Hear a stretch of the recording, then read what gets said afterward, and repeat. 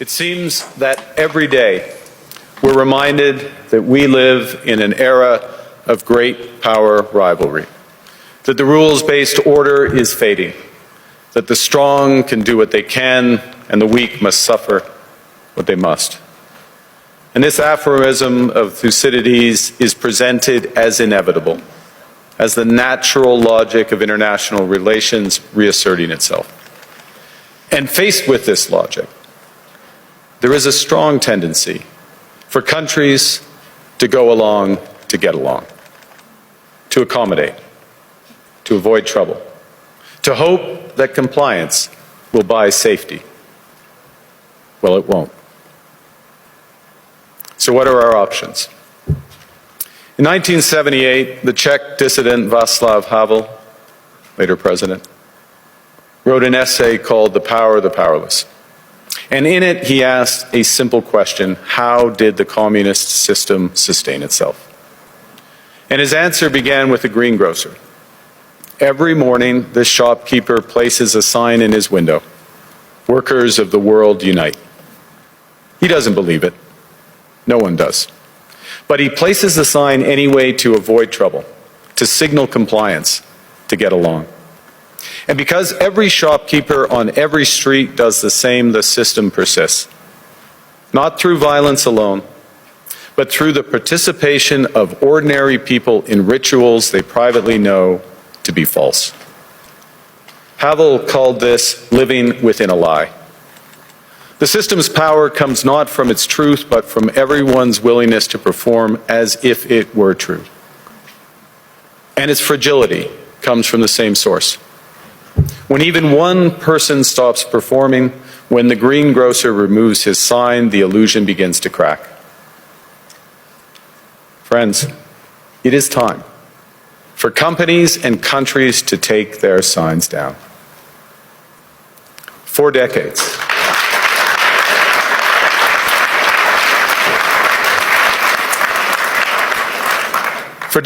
countries like Canada prospered under what we called the rules-based international order. We joined its institutions, we praised its principles, we benefited from its predictability. And because of that, we could pursue values-based foreign policies under its protection. We knew the story of the international rules-based order was partially false, that the strongest would exempt themselves when convenient, that trade rules were enforced asymmetrically.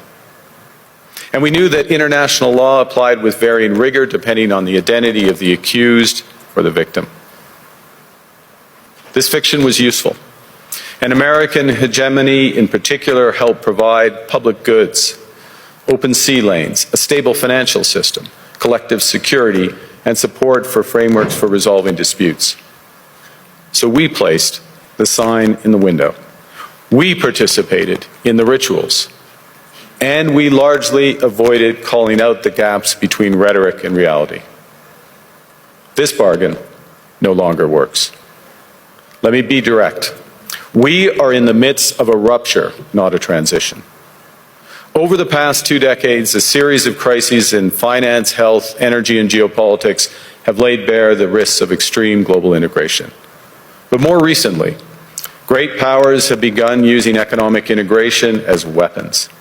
Tariffs as leverage, financial infrastructure as coercion, supply chains as vulnerabilities to be exploited. You cannot live within the lie of mutual benefit through integration when integration becomes the source of your subordination. The multilateral institutions on which the middle powers have relied, the WTO, the UN, the COP, the architecture, the very architecture of collective problem solving are under threat. And as a result, many countries are drawing the same conclusions, that they must develop greater strategic autonomy in energy, food, critical minerals, in finance and supply chains. And this impulse is understandable. A country that can't feed itself, fuel itself, or defend itself has few options. When the rules no longer protect you, you must protect yourself. But let's be clear-eyed about where this leads. A world of fortresses will be poorer, more fragile, and less sustainable. And there's another truth. If great powers abandon even the pretense of rules and values for the unhindered pursuit of their power and interests, the gains from transactionalism will become harder to replicate. Hegemons cannot continually monetize their relationships. Allies will diversify to hedge against uncertainty. They'll buy insurance, increase options in order to rebuild sovereignty. Sovereignty that was once grounded in rules but will increasingly be anchored in the ability to withstand pressure. This room knows this is classic risk management. Risk management comes at a price. But that cost of strategic autonomy, of sovereignty, can also be shared. Collective investments in resilience are cheaper than everyone building their own fortresses. Shared standards reduce fragmentations. Complementarities are positive sum.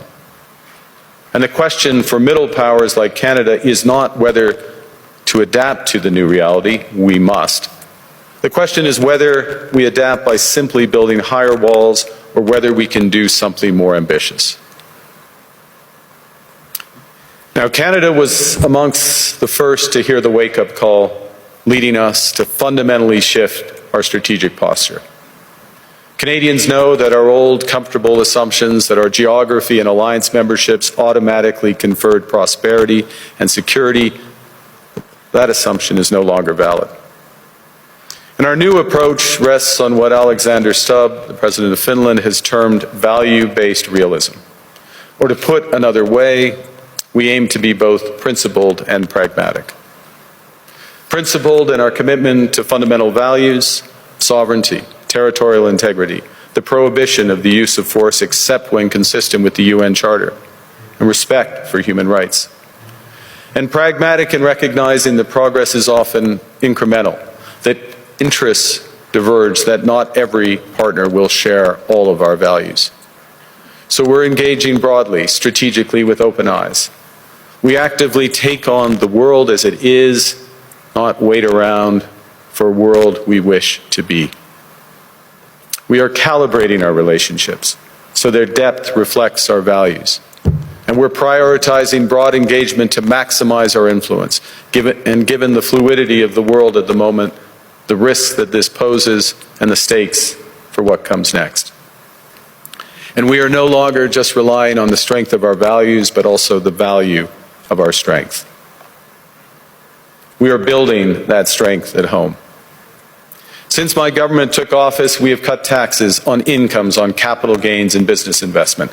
We have removed all federal barriers to interprovincial trade. We are fast-tracking $1 trillion of investments in energy, AI, critical minerals, new trade corridors, and beyond. We're doubling our defense spending by the end of this decade, and we're doing so in ways that build our domestic industries. And we are rapidly diversifying abroad. We've agreed a comprehensive strategic partnership with the EU, including joining SAFE, the European Defence Procurement Arrangements. We have signed 12 other trade and security deals on 4 continents in 6 months. In the past few days, we've concluded new strategic partnerships with China and Qatar. We're negotiating free trade pacts with India, ASEAN, Thailand, Philippines, and Mercosur. We're doing something else.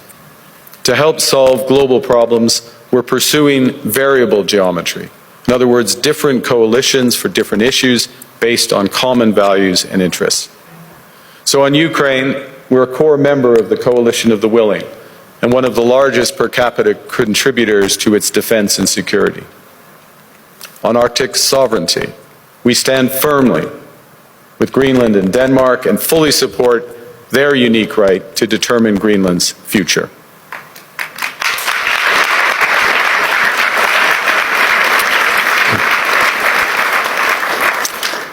Our commitment to NATO's Article 5 is unwavering.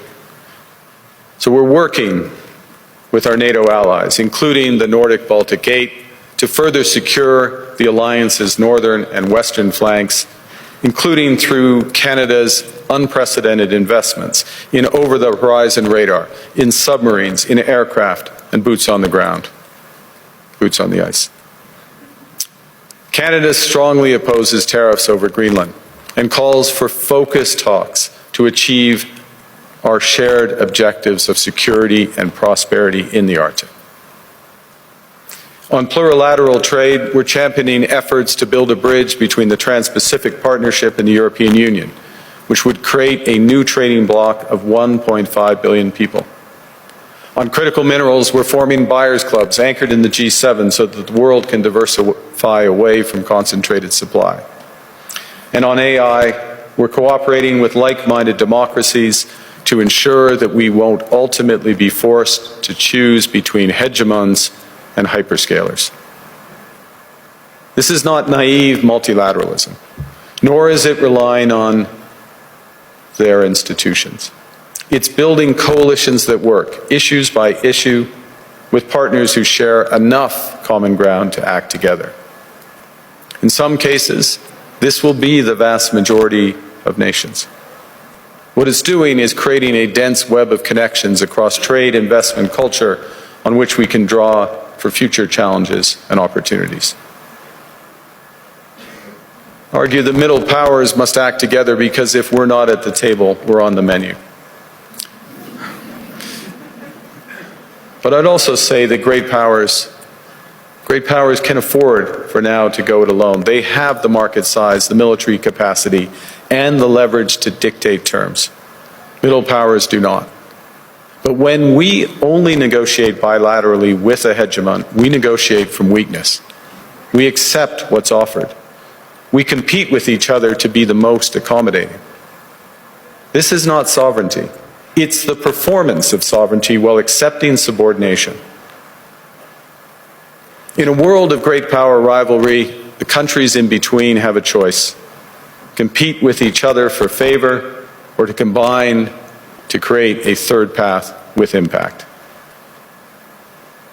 We shouldn't allow the rise of hard power to blind us to the fact that the power of legitimacy, integrity, and rules will remain strong if we choose to wield them together. Which brings me back to Havel. What does it mean for middle powers to live the truth? Well, first, it means naming reality. Stop invoking rules-based international order as though it still functions as advertised. Call it what it is: a system of intensifying great power rivalry where the most powerful pursue their interests using economic integration as coercion. It means acting consistently, applying the same standards to allies and rivals.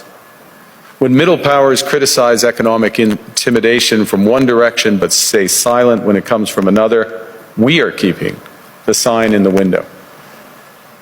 It means building what we claim to believe in. Rather than waiting for the old order to be restored, it means creating institutions and agreements that function as described. And it means reducing the leverage that enables coercion. That's building a strong domestic economy. It should be every government's immediate priority. And diversification internationally is not just economic prudence, it's a material foundation for honest foreign policy, because countries earn the right to principled stands by reducing their vulnerability to retaliation. So Canada. Canada has what the world wants. We are an energy superpower. We hold vast reserves of critical minerals. We have the most educated population in the world. Our pension funds are amongst the world's largest and most sophisticated investors. In other words, we have capital, talent. We also have a government with immense fiscal capacity to act decisively. And we have the values to which many others aspire. Canada is a pluralistic society that works. Our public square is loud, diverse, and free. Canadians remain committed to sustainability. We are a stable and reliable partner in a world that is anything but. A partner that builds and values relationships for the long term. And we have something else. We have a recognition of what's happening and a determination to act accordingly. We understand that this rupture calls for more than adaptation. It calls for honesty about the world as it is. We are taking the sign out of the window. We know the old order is not coming back. We shouldn't mourn it. Nostalgia is not a strategy. But we believe that from the fracture, we can build something bigger, better, stronger, more just. This is the task of the middle powers. The countries that have the most to lose from a world of fortresses and the most to gain from genuine cooperation. The powerful have their power. But we have something too. The capacity to stop pretending, to name reality, to build our strength at home, and to act together. That is Canada's path. We choose it openly and confidently, and it is a path wide open to any country willing to take it with us. Thank you very much.